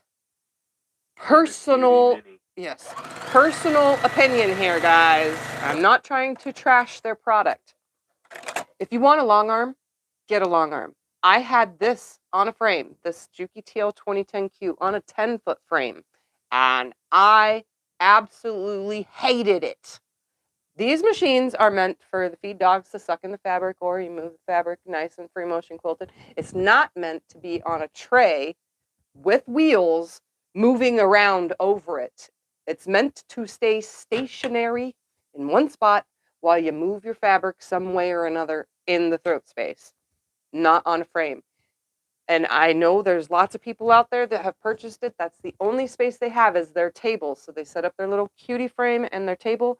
You probably are frustrated with it and it sits in a closet and you don't want it anymore because it drove you crazy. Mine drove me crazy. So there's probably plenty of you out there that it drives crazy. So I don't recommend it at all. But if you're going to get one, that's on you. My personal opinion. I'm going to go play with one. Yeah, go play with one first. Go find a place that has a cutie frame set up with a domestic machine on it and see if you like it. Depending on the size throat space, plus the bars of the cutie frame, remember that, you're going to have less than 6 inches of space. And as you roll your quilt on your little cutie frame and try to shove it on there and put the clamps on, less than 5 inches, less than 4 inches. Do you really think you're going to get a better quilting design on that frame as if you were just to sit in front of your machine and shove your quilt around and move it? I think you'll get a better result free motion quilting this way than free motion quilting that way. If that makes any sense at all from my own personal opinion. Plus, they don't have stitch regulation. Yeah, and there's no stitch regulator or anything. So you are controlling it just like as if you were free motion quilting anyway. So, I mean, they do sell it. I have a stitch regulator for this machine, but when it was on the frame, you know, it didn't work like, it doesn't work like my actual long arm. So if you have that extra bit of money to spend, go for the smaller long arm. I said it already, the Moxie, you know, or Grace. Grace has one that I think is 16 inches. I don't know all the different brands. Aren't they all But on SewingMachinesPlus though? yeah, they sell a bunch on SewingMachinesPlus. SewingMachinesPlus doesn't sell Knolting or Gamel or anything, but they have all the Handy Quilter machines and what I have, the King Quilter. They also sell Grace machines, or you can just go online to Grace Company and see what they have. That's where the cutie frame is from. Anyway, you know, that company. Yeah, but it's my own personal opinion, and I just don't want to make anybody mad out there, but that kind of frame for a domestic machine made me mad. So, and if it drives me crazy, then I'm pretty sure it's going to drive others crazy. And I don't think you want to spend $1,000. It's $900 or $999. I think you can get it on sale for like $879 during holiday seasons and stuff for a cutie frame. When you can just save up for another $2,000 more and get yourself a Moxie on an 8-foot or 10-foot frame. If that makes any sense to any of you. And then you don't have to constantly move your domestic machine that you always sew with off your table, put your little cutie frame on, and then put the machine onto the cutie frame. And I mean, it just seems like a headache. Personally, I think. Because I used my Juki to sew and on the frame. So I was constantly taking it off. Well, Scott was taking it off for me because it was a hassle. But yeah, it just drove me nuts. Crazy nuts. And I played with the cutie frame at quilt shows, so personal headache is all I call it. So don't judge me for my personal headache opinion of that whole idea. You can find better use of your money with something else. We'll just go down now. Oops, that would be this way. Oops. Oh. Stay. This is not going to be the order that they go in, obviously. I'm just putting them on the wall for now, trying to keep it where I know. Oh, look at, so here's a fabric right here that is the same as that fabric right there. So there are some repeats. I had jelly rolls and 4.5 inch cut from it.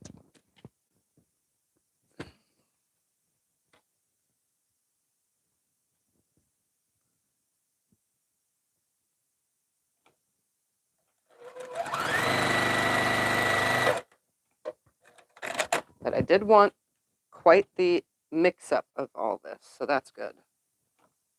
I'm paying attention, sort of.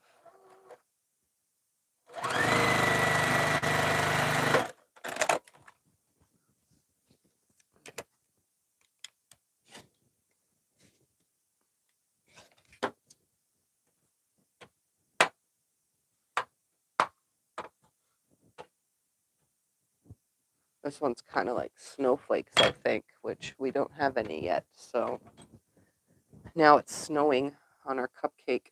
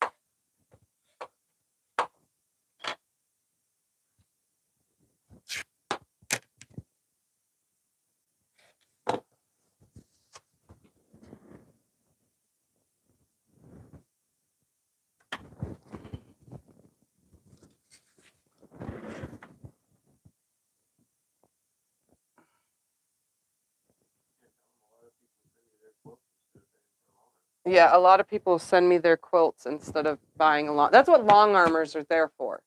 You know, you don't, some people just like to piece the tops. And then when they're done, they send it to a long armor to quilt it because either they don't have the space or they don't want to spend the extra money, you know, because they only have one quilt done a month or one quilt done every 6 months. It depends on how fast you are or whatever you're doing or, you know, how involved in your quilting you are. So I have one client that comes to me that's sort of local. She only makes one quilt every 6 months. So what's the sense of her having her own long arm when that's why she uses me? So once every 6 months, she spends the, you know, $175 to $220, depending, is usually a bigger quilt, $220 every 6 months, you know, because that's all she does is every couple months. So if you don't have the money for a long armor, but you want some kind of awesome design and you definitely do not know how to quilt butterflies and flowers on your quilt, you send it to someone like me who can, or one that's computerized. I'm not computerized. I am all free motion, so I only know how to do so much. But you send it to someone that can computerize it and put little puppy dogs with cute tails or something on your quilt to finish it off nicely. And then you don't have to worry about buying a very expensive $20,000 machine, you know, because you don't have the space or the time to upkeep with it, or you only use it once every 6 months.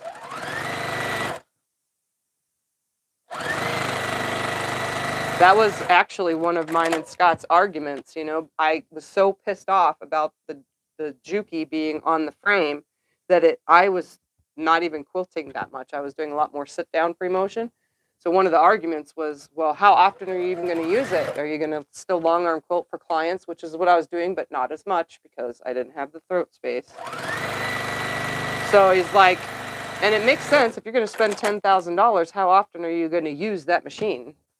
You know, how soon am I going to pay my machine off?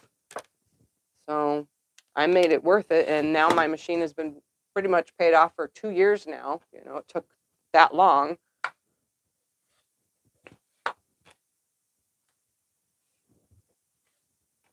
It's up to you. The things that, you know, you do with your money, if you want to spend it on someone just do it for you, you know, do it that way. It's probably cheaper in the long run anyway. Ooh, we're going to put some ants. The ants are on the tablecloth, and they're almost like center on, well, center on some of this. Put the center ones right here. The ants are going to try to eat the cupcake. Because they said, we didn't make a New Year's resolution. We can eat the cupcake.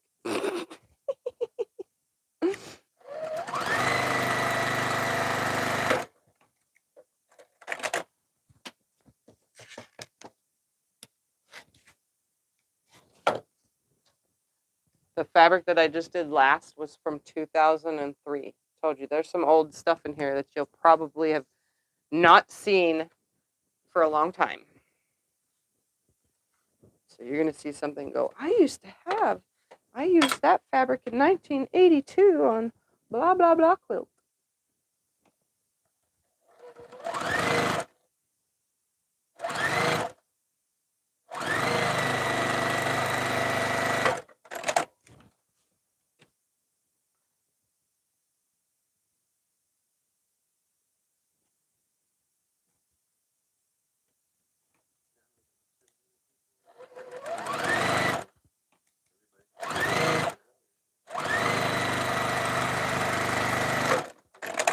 Yeah.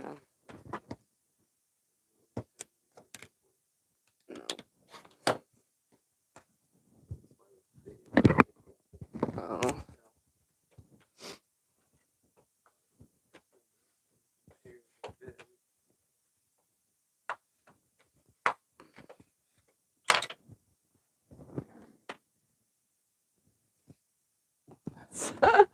The little ants crawling around. It's so funny. We're going to put some pumpkins on this one. And I get 2 more blocks done in the amount of time I have. Did you do quilt as you go before you got your long arm? I did not really. I did a couple quilt as you go things, but I wasn't too interested in it before I got my long arm. I actually just did a lot of free motion quilting. I made the whole quilt top and figured out how to get it in the space of. Before I had the Brother SQ9285 little machine that I have with the not even 6-inch throat space. It's like 5.5 or less. I used a Brother, what was it? Project Runway something or other, 1100 or something. It was a little Project Runway machine. I had one of those, and before that I had an old Brother whatever that had a small space. I was using those and trying to figure out how to smush things in. I think there's a couple old videos on YouTube here that are still public that show me trying to free motion quilt on those little tiny machines. I wasn't really into the quilt as you go thing though. I still ain't. I mean, there's no need to do it because I own a Longarm, so that's why I just make whole quilt tops. I do make quilt as you go, like table runners and stuff though.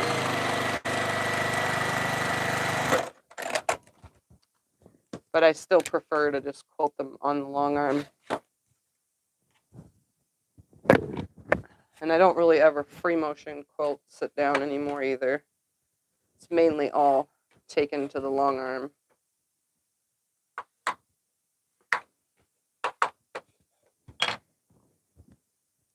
Some pumpkins right here. And I can get one more block done. We're going to put some tools on this one. Because why not?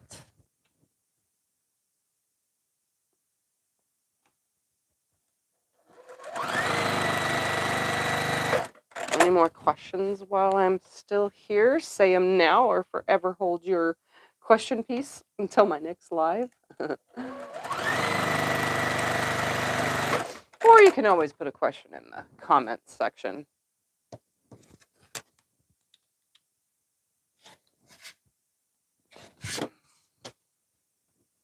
I get to all those. I attempt my best to reply to every single comment. Well, or at least put a heart next to it so that I know for a fact that I've read it. Sometimes it doesn't need a reply, but I try to reply to anything that's a question in the comments after the fact. That's what puts my phone in my hand all day long, is trying to keep up with social media. And I'm still pretty behind on the social media thing. Like, I have not posted on Instagram in a while, and I have not posted on Facebook in even longer.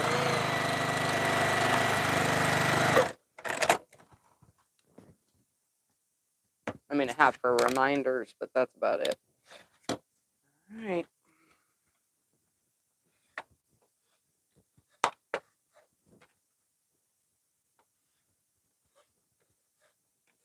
Tell them again one last time what that tool is, where to find it.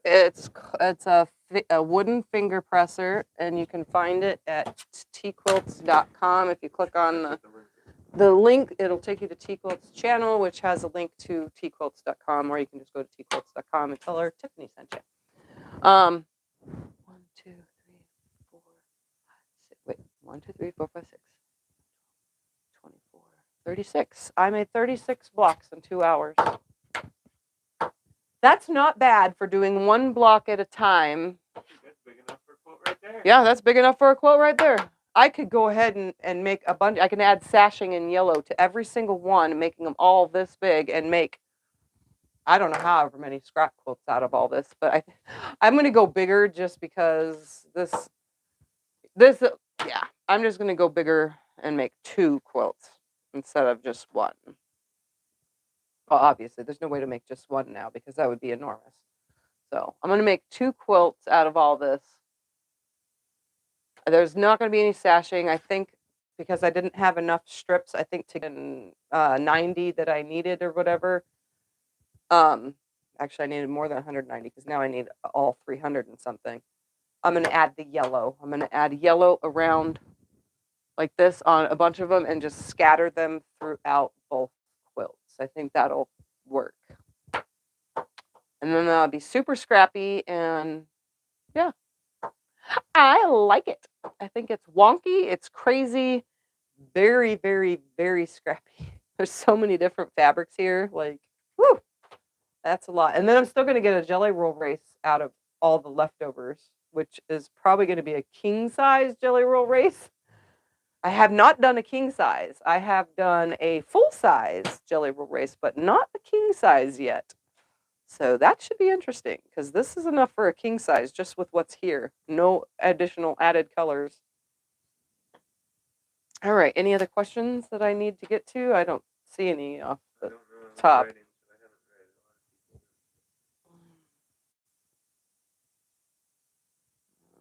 Most of these are just commenting for each other. What's the average cost for edge long arm? The average cost for long arm quilting from me or from somebody else, it can range anywhere from 1 cent per square inch to up to 15 cents per square inch if you're getting show quilting. I am 3 cents per square inch, and that's because all of everything I do is custom pretty much.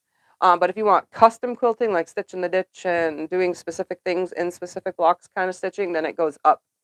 You know, it's not 3 cents a square inch anymore. It becomes 4, 5, 6, up to 15. But yeah, if you want somebody professional, I think, you know, like Natalia Bonner to quilt your quilt, I'm pretty sure she has a pretty steep, you know, per square inch price. I don't think she's going to be no 1.5 cents, you know, or 0.15 cents, you know what I mean? Something like that. 1.5 inch, whatever, per, yeah, 1.5 cents per square inch. I'm trying to say that out without messing it up. But yeah, like most places are 1.5, 2 if you go online.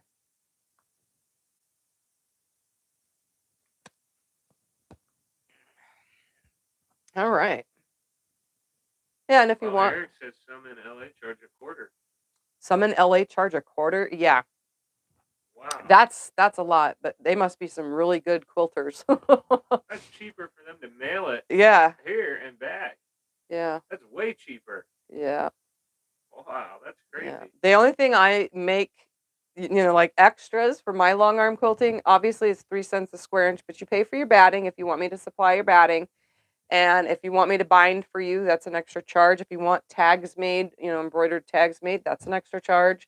And shipping, you pay your shipping back. You pay your shipping to and back, you know. That's, but the 3 cents a square inch thing costs, that covers the thread charge, the needle charge, you know, like all that's involved in one charge. I don't have separate charges for all that other stuff, just for the extra things, because I definitely can't afford to put, you know, cotton batting in every quilt for 3 cents a square inch. So yeah, that's why I don't supply batting. You pay for it or you send it with your quilt, which is what a lot of my clients do. So any other questions? Nothing? Email you. Yeah, if you're interested in long arm quilting, just email. Scott usually replies to it, you know, within 24 hours or less. So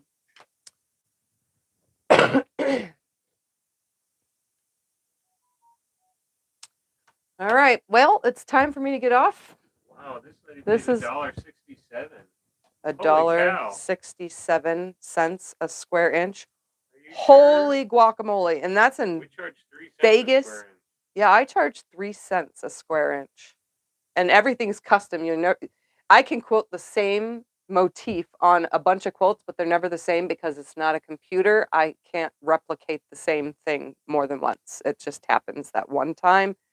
So you can come back 3 times asking for leaves, and all 3 times those leaves are going to be different.